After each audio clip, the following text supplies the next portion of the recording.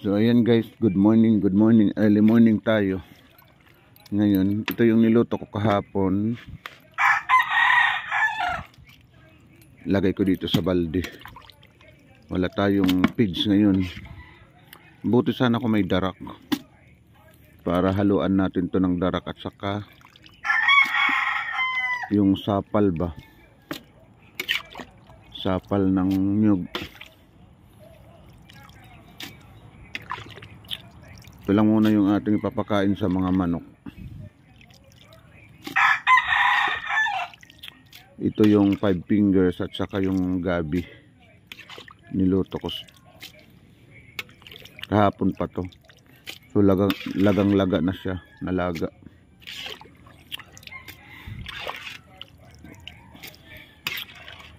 Good morning mga tito, tita. Salamat sa mga suporta nyo. Panonood sa mga videos ko. Mga short videos lang tayo kasi yung ano ko, yung cellphone ko hindi kaya yung ano, yung mahabang video, naglalag yung ano ko, yung cellphone ko. Kasi yung cellphone kong isa ninakaw, yun yung pang-vlog ko. Kaya yun yung ano, yung video na mahaba. So ito ginawa ko dito is paano-ano lang na video.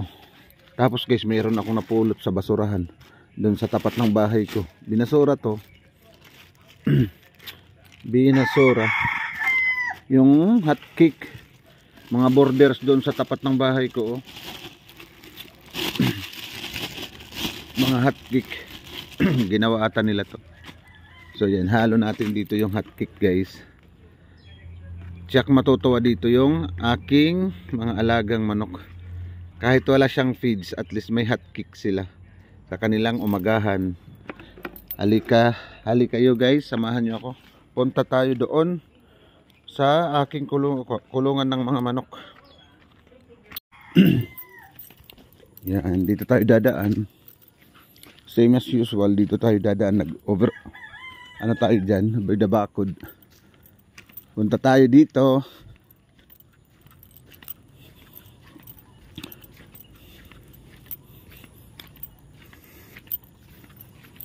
Sa likod. Pag mayroon na dito mga bahay, iwan ko kung saan kami dadaan. Dito ata sa ano, sa katabing lupa. Pero makikita nyo naman, maano pa siya, madamo. Lilinisin pa dyan. Kailangan pa maglinis.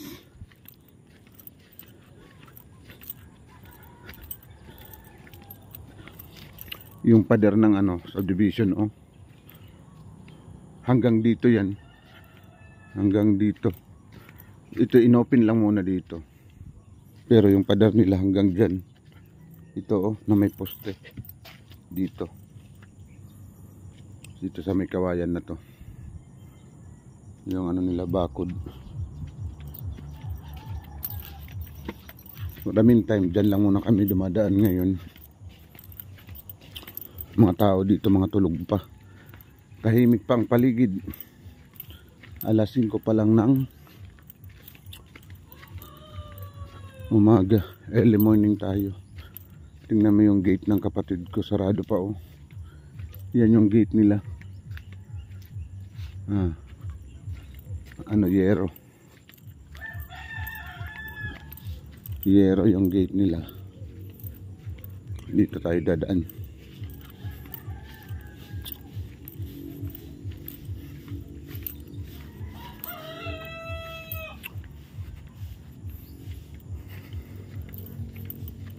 Papakain natin sa kanila yung gulay lang muna at saka hot cake. Tingnan natin kung kakainin nila to.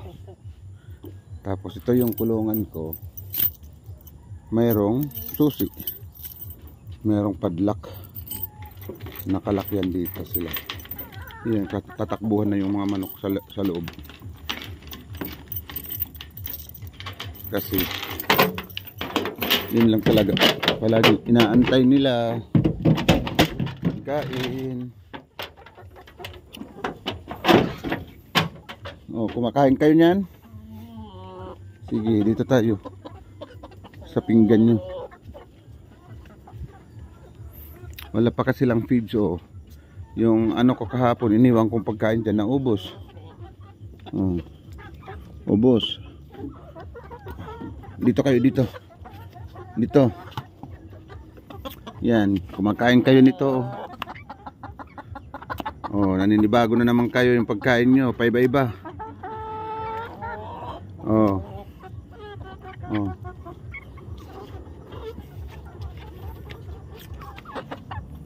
Kainin nyo. Hot cake yan, hot cake. Hot cake. Yan. Ito nilagang gulay. Kain kayo, kain. Kain muna kayo niyan.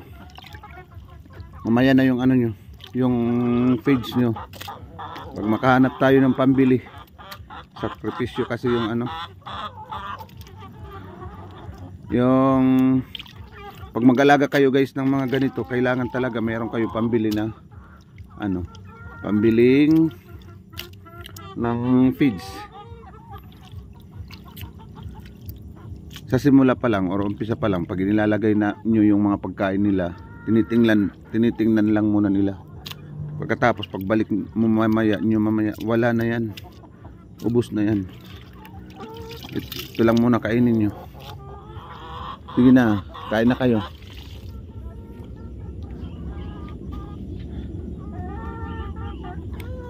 Ayaw nila kumain. Yung iba kumakain.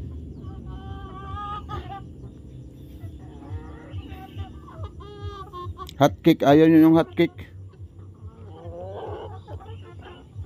Mamaya na yung feeds nyo. Hindi pa tayo nakabili. Hanap pa tayo ng pambili ng ano nyo, ng feeds. Kasi mangitlog na kayo para makabenta na tayo ng itlog nyo. At makabili na ako ng mga patukan nyo. Kaya nahihirapan na yung ano nyo, yung amo nyo, wala nang pambili ng feeds. Oh, dito talaga sila sa akin sumusunod. Bahala kayo, mamaya babalikan ko na lang kayo pag may feeds na kayo, ha. Nakasunod sila sa akin guys. Sumusunod sila, yung konti lang doon kumakain. Ewan ko sa kanila, ayaw nila kumain doon. Sige na, kain na kayo doon. Kasi mangitlog na kasi kayo. Ikayo mga babae, mangitlog na kayo. Itong mga lalaki naman, parang marami yung lalaki guys. Kasi hindi mo malalaman yung mga ano nila, kasarian nila kung bumibili ka ng ano, sisiw pa lang yung binibili mo, kasi hindi mo malalaman kung lalaki o babae ba sila, kasi weeks old pa lang eh. Tingnan ko yung mga ano nyo, mga itlogan nyo. O, wala pang itlog, mangitlog na kayo. Ikaw babae, mangitlog ka na. Ikaw, itlog ka na. Mangitlog na kayo para tayo may pambili ng patuka nyo. Kasi nasa 5 months pa lang sila guys. Sabi ng ano, based sa nabasa ko, yung mga Rhode Island chicken, mangingitlog sila within 6 to 7 months. Yun nabasa ko. Mag 5 months pa lang sila sa ngayong August.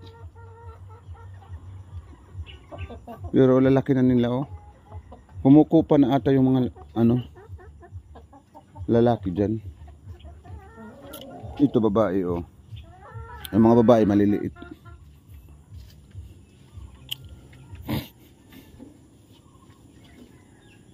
Nakasunod talaga sila sa akin. Ayaw nila kumain doon. Pero pagbalik ko yan mamaya, wala na yan. Uubusin nila yan. Wala silang makain dito sa loob ng kulungan nila. Kundi yun lang.